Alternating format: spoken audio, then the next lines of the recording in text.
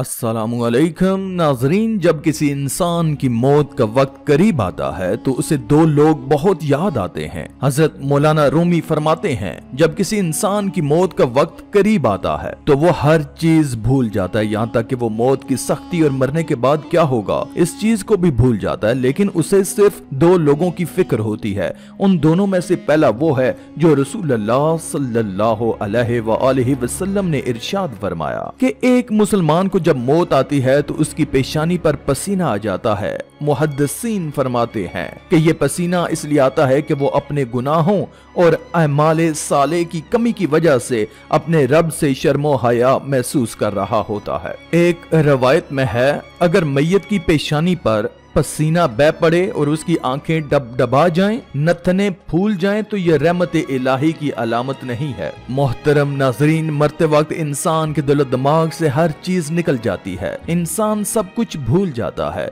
अपना मालो दौलत, अजीजो अकारब, दोस्त अहबाब और रिश्तेदार सब कुछ भूल जाता है। लेकिन मरते वक्त इंसान दो लोगों को बहुत याद करता है। वो दो लोग हरगिज नहीं भूलते। उनको सामने बिठाकर चीखने चिल्लाने की कोशिश करता है, उनके गम में, उनके अरमान में, उनके अफसोस में रोने की कोशिश करता है, मगर वो रो नहीं पाता। हजरत मौलाना जलालुद्दीन रूमी फरमाते हैं, मेरे मोहल्ले में एक शख्स जिंदगी और मौत की जंग लड़ रहा था। वो मरने वाला शख्स मौत के बिल्कुल करीब था। लोग मेरे पास आए कि हजरत, हमारा एक शख्स मरने वाला है, आप हमारे साथ चलें और उसको कलमा पढ़ाएं। हजरत मौलाना जलालुद्दीन रूमी फरमाते हैं कि मैं उस मरने वाले इंसान के पास गया, उसके करीब बैठ गया। आसपास में उसके दोस्त अहबाब, रिश्तेदार, अजीजो अकारब बैठे हुए थे और उसके मरने का इंतजार कर रहे थे। अब उस मरने वाले की आंखें छत पर लगी हुई थीं। वो कुछ सोच रहा था। अल्लाह ने उसे बोलने की तौफीक दी तो वो रो कर कहने लगा कि मेरी बीवी कहाँ है। उसको ना तो कमाया गया माल याद आया, ना दौलत याद आई,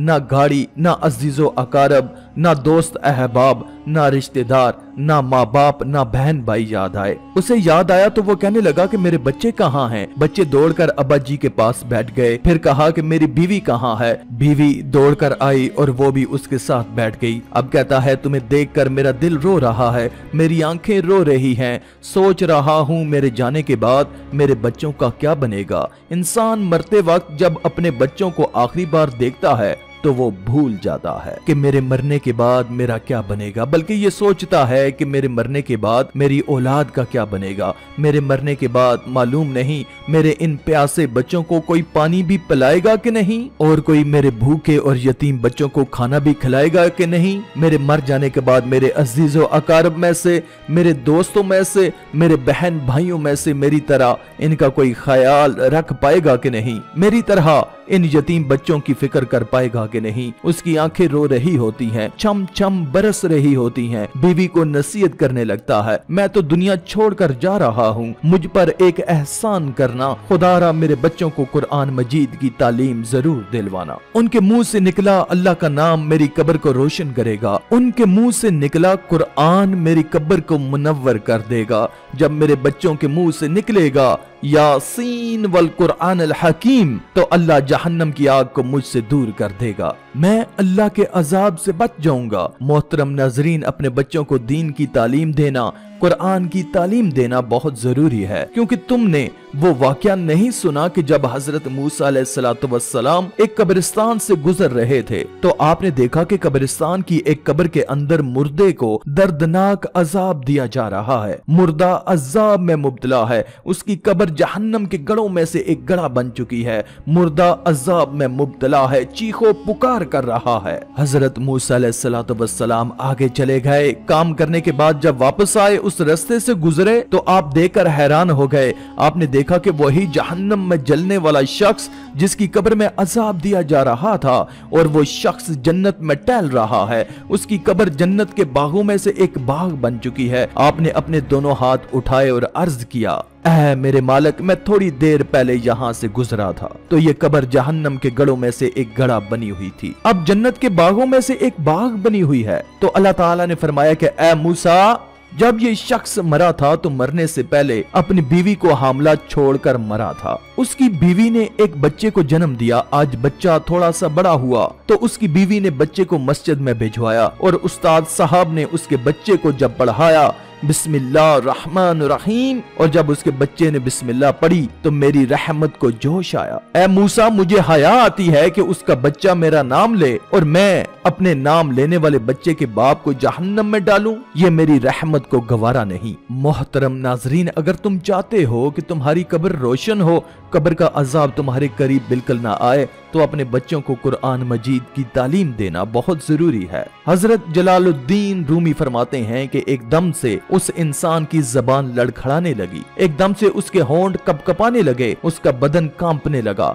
मौत का फरिश्ता रूह निकालने के लिए आ गया। आप फरमाते हैं जब इंसान की रूह निकलती है तो उसका मुंह खुल जाता है, दोनों होंठ एक दूसरे से जुदा हो जाते हैं, इंसान की रूह इंसान के पांव से निकलती हुई ऊपर की तरफ आती है। जब दिल और फेफड़ों तक पहुंचती है तो ये वो लम्हा होता है, ये वो वक्त होता है जब इंसान जिंदगी में पहली बार इस दुनिया के अंदर एक फरिश्ते और एक शैतान को अपनी आंखों से देखता है। एक तरफ शैतान उसके कान में मशवरे देता है, दूसरी तरफ उसकी जबान उसके अमाल के मुताबिक अल्फाज निकालने लगती है। नाजरीन, अगर इंसान नेक होता है, अगर नमाजी होता है, अगर अबादत गुजार होता है, अगर अल्लाह का नेक बंदा होता है, तो फिर उसका खात्मा ईमान पर होता है और आसानी से कलमा पढ़कर अपनी रूह फरिश्तों के हवाले कर देता है। और जब इंसान शैतान के मशवरे को कबूल कर लेता है तो फिर उसका दिमाग अजीबो गरीब सी हैबत का शिकार हो जाता है, तो फिर कोशिश करता है कि कलमा पढ़े,